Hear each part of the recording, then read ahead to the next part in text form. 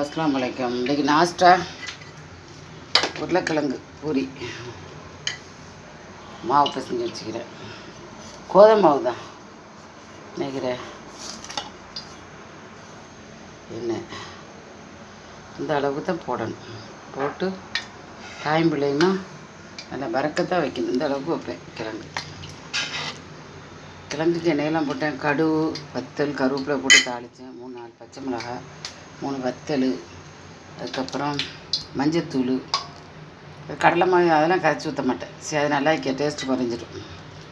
உளும் போட்டு நல்லா உருளைக்கிழங்கு அவிச்சு எடுத்துட்டு வல்லாரி வெங்காயம் கூடிய மட்டும் இள வெங்காயமே தான் ரொம்ப நல்லது. அதை வதக்கி எண்ணெயில் போட்டு பிசைஞ்சு பிசைஞ்சு போட்டேன்.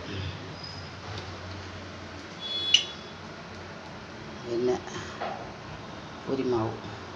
சரி, பார்த்துட்டு லைக் பண்ணுங்கள், ஷேர் பண்ணுங்கள், சப்ஸ்கிரைப் பண்ணுங்கள். அஸ்ஸலாமு அலைக்கும் வரஹ்மத்துல்லாஹி வபரகாத்துஹு.